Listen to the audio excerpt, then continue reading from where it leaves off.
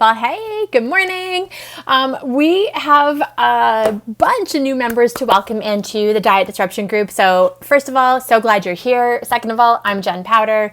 Super happy to support you on this journey. You know what? It's so fun. It's only January. It's January 25th. And we've got all year to make amazing things happen in this community. So I wanted to, this came in from Luella, and I thought, I felt like I could feel her.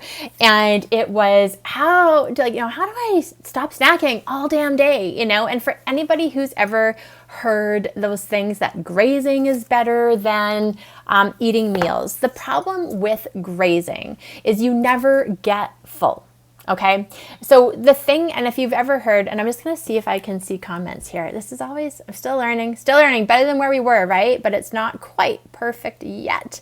Let me just, oh, good. Here we go. I can see. All right. Gotcha.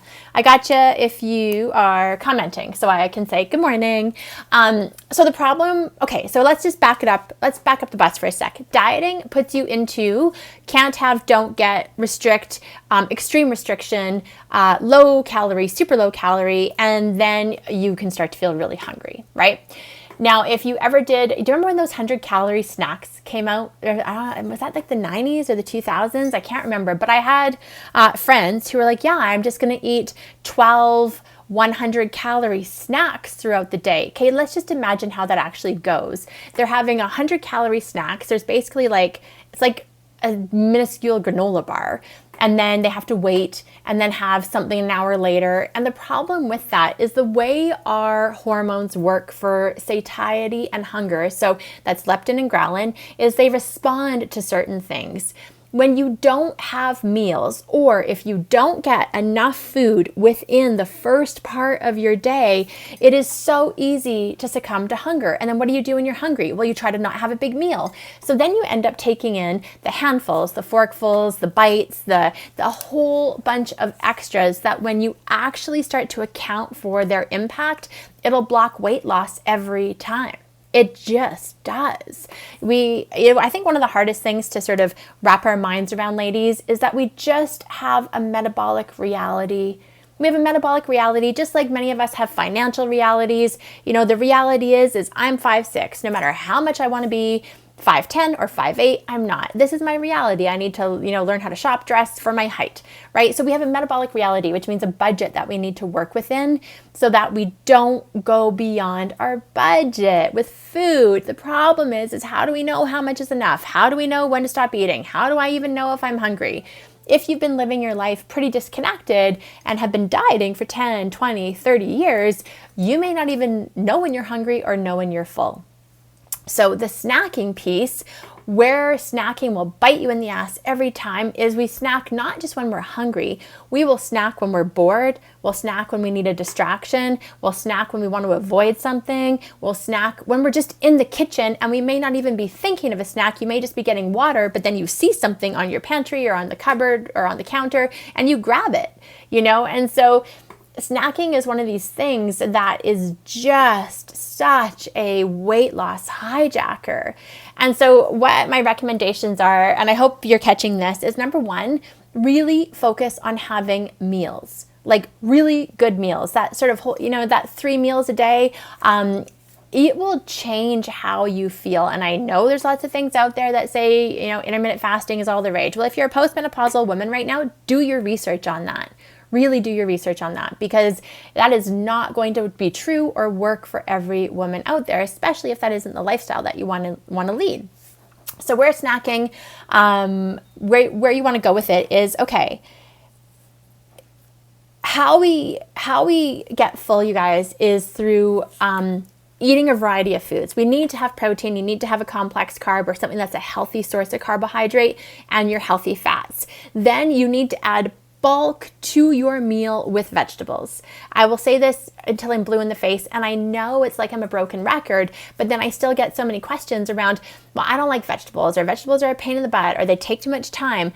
And it's like, yeah, but what do we want to do? Do we want to stay stuck and feel starving? Or do we want to see some weight loss happen and get nourished and have our energy come back? It's like there's always going to be a consequence or a cost for our action, our inaction, and a reaction. Like, that's just the That's what it means to be alive. So I learned really the hard way about the pain and misery of staying stuck and not taking action.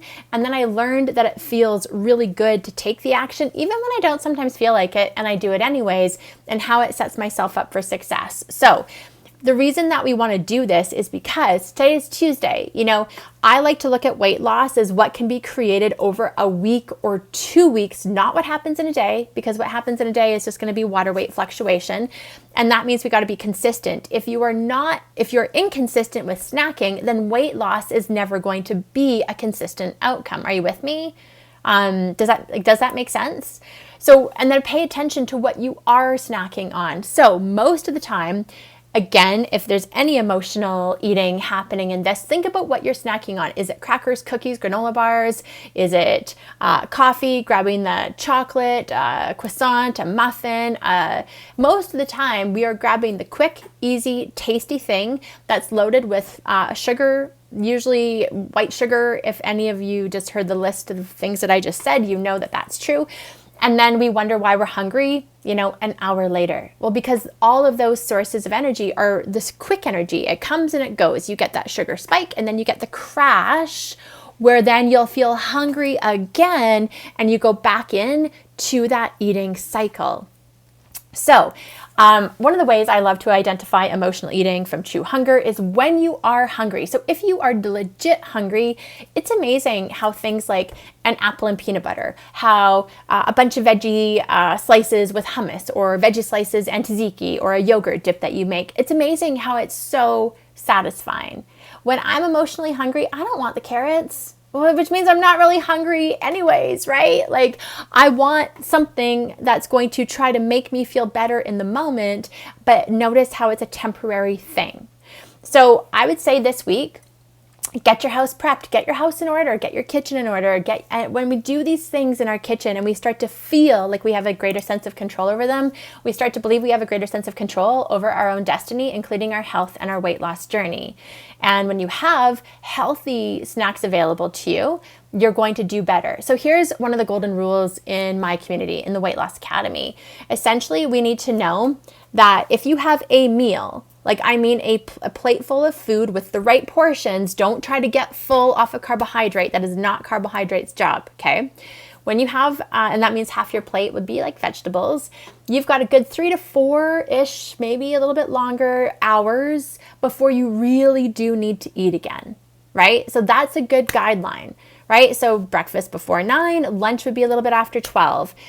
Most of us are not having dinner at 3 or 4 p.m. Most of us are having dinner around 6 or 7. So now we've got lunch at 12-ish, dinner around 6-ish. We absolutely, most likely, are going to need some food in the middle there to carry us through. Because when you try to white knuckle it and you're hungry, by the time you go into dinner, guess what happens? You're going to overeat. When you're hungry, the hanger wins every time.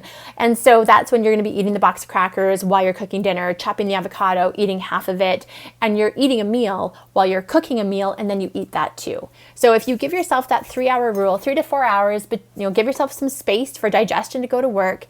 Figure out when you have the long gaps between your meals, and then plug that gap with a healthy snack. It can be vegetables, it can be a chunk of protein, it can be an apple and peanut butter, a banana and almond butter. It can be something that's going to take the edge off, give you the energy, but not the thing that gives you that quick spike and then that radical drop where you're like, oh, I need another pick-me-up.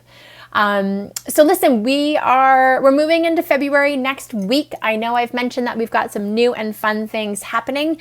One of them is going to be women sharing their journey to healthy permanent weight loss. I'm going to be putting up a poll because I'm really curious to see what you're interested in. Do you want this to be, how long would you be willing to watch somebody talk about their journey? Do you want to ask them questions?